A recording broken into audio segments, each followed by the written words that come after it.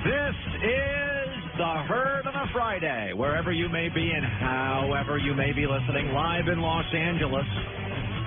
iHeartRadio, Fox Sports Radio, and FS1. Joy Taylor is joining me on a Friday. Good morning. It's a great Friday. We got our blue on for last night's wild game. In 1 hour from now, Blazing 5, hottest start of my life. Winning week. This week, best picks I've had. Not sure how the stars are lining up, but another great winning week of Blazing 5 picks in 1 hour from now. And I got to start with the spectacle last night in Los Angeles. I come on the air and I talk about games. Very rarely do I talk about a game, and it turns out exactly like I thought. And I said, the Rams' corners are hurt. The Vikings going to pass the ball. It's going to be a great, wild shootout, a lot of yards, a lot of points.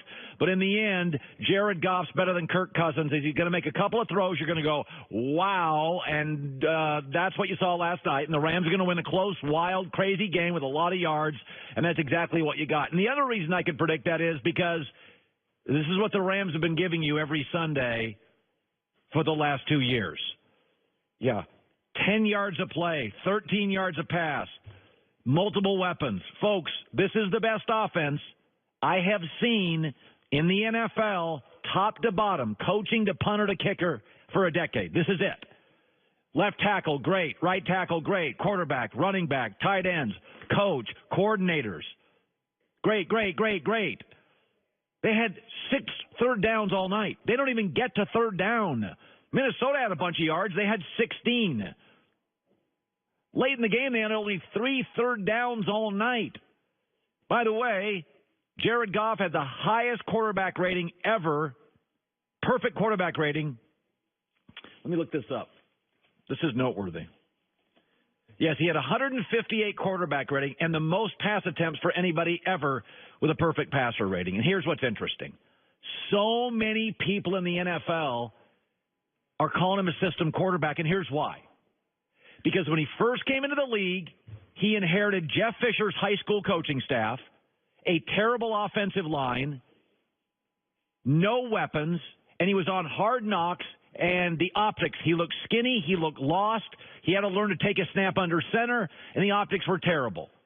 And then they brought in Sean McVay, and they went heavy on receivers and left tackle, and suddenly you're like, oh, but everybody's giving McVay all the credit on this team. No, it's a 50-50 deal here, folks. McVay's not making those reads, and McVay's not making those throws. And he did it again. We predicted it. He'd make a couple of throws, and you would go, oh, my God, that's why he's the number one pick. And he made a couple of perfect throws last night that 90% of the guys who have ever played this position can't make. It just proves nobody can do it alone. Michael Jordan, before Scottie Pippen, was 0-6 against the Celtics. Kobe Bryant, after Shaq left and before Gasol, a 7 seed and missed the playoffs. Bill O'Reilly did nothing in his career for 20 years. He found Roger Ailes, then dominated cable for 25 years. Everybody understands how good Mahomes is because you didn't watch him on Hard Knocks, and he wasn't terrible. He sat the first year. And everybody understands how good Carson Wentz is because he had some success in the first year. And we get how good Andrew Luck is. It is not an insult to say system quarterback. All the great ones have a great coach. Mostly offense now, it used to be defense. But this is the way it works. When you get a super clever, creative, high IQ football coach, and you put him with a tall, good arm, smart, driven, aspirational, coachable quarterback, this is what happens. This is as good an offense as the NFL has had, and I can't remember the last time. But the media and the fans, because of the optics of Hard Knocks and that Jeff Fisher high school coaching staff, they think this is all McVay. No, by the way, Andy Reid, he wouldn't putting up these numbers with Alex Smith. It's Mahomes. And by the way, Matt Nagy is super smart, but he's limited because it's Mitch Trubisky. You do not do what happened last night with most quarterbacks. You don't. You go look at Sean Payton's career. He didn't put up these numbers with the other quarterbacks. He's putting them up with Drew Brees. Kyle Shanahan had his best year as a coach, not with Matt Schaub. It was with Matt Ryan. So I think, Brady, Belichick, Greg Popovich, Tim Duncan. We all knew Belichick was smart pre-Brady. We all knew Popovich won pre-Duncan. But when they became legends, they had the guy. So for all the fans and all the media that are sitting around before last night going, it's mostly McVay. No. You put Trubisky in that Rams offense. You put Kirk Cousins in that Rams offense. You put Andy Dalton in that Rams offense. You're not getting that. You saw those throws last night. This is not a 75-25 McVay lean. It's not. It's a 50-50 split. And this is how it works in the NFL now. You're seeing the formula. Clever, high IQ coach with a coachable, world-class arm talent. I mean, Joe Buck and Troy Aikman told a great story last night when they first saw Jared Goff, and Troy compared it to his early career. You and I watched him at practice, and we came out in 2016 out of the practice like, this guy can't throw the ball at all. And now he gets under the guidance of Sean McVay. I mean, he's lethal. Yeah, that day he couldn't even throw a spiral. It was a tough day watching him, and then he struggled, and you thought, well, I don't know. Surely these evaluators know more than what we know watching him in one day. But I can tell you, Joe, from experience, you bring in a guy, an offensive guy. I had Norv Turner. He came to the Dallas Cowboys in 1991, and it changed my life. It changed my career. Give them credit for taking a chance on a young, up-and-coming offensive coordinator and letting him be the head coach, and it has paid huge dividends for what they invested in that first-round pick. And by the way, I've talked to Jimmy Johnson about this. He goes, everybody was killing Aikman out of college because his first year in the NFL, he was terrible. And Jimmy Johnson said, no, we saw the talent, just like Jared Goff. We saw the talent, but we had to get him the right guy. Michael Jordan needed Pippen. Belichick needed Brady. Pop needed Duncan. Bill O'Reilly needed Roger Ailes. Like Patrick Mahomes needs Andy Reid, but Andy wouldn't be putting up these numbers without Patrick Mahomes.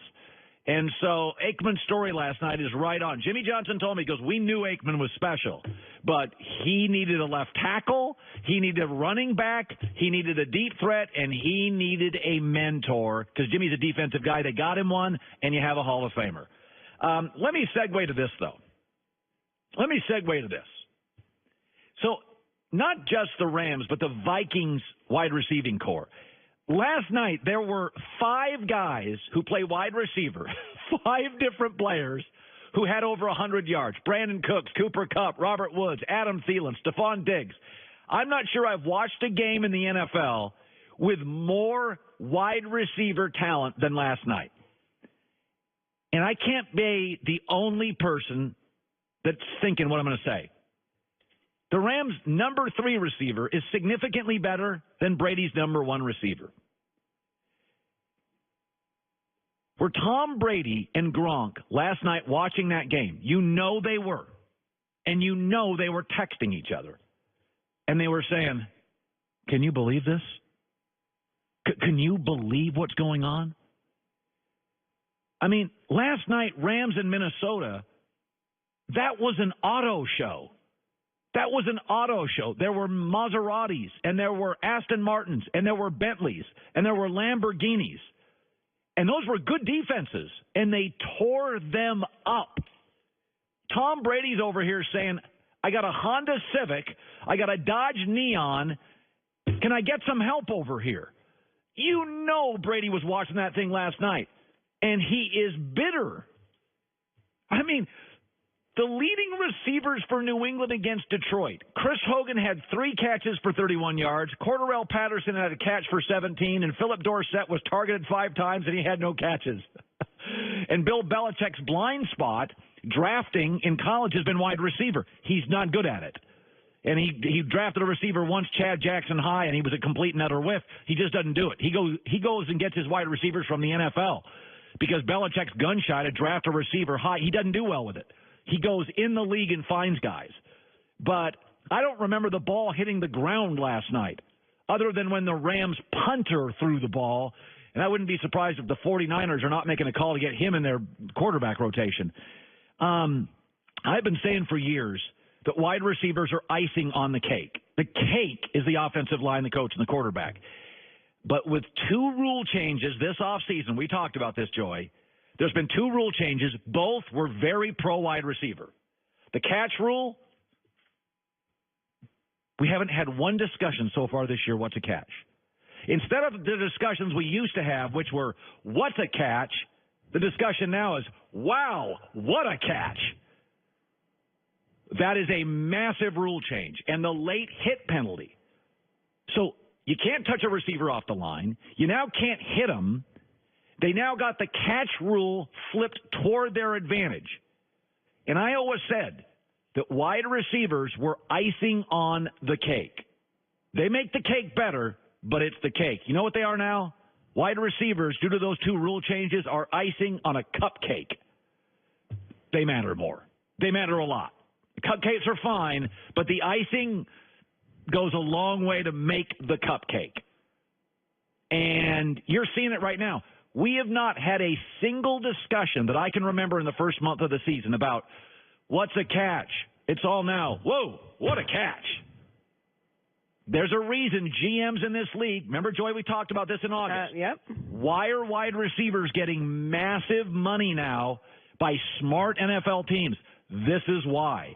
You can't touch the quarterback. You can't touch the receiver. You can't hit them, and they flipped the catch rule in favor of the receiver instead of in favor of the defense.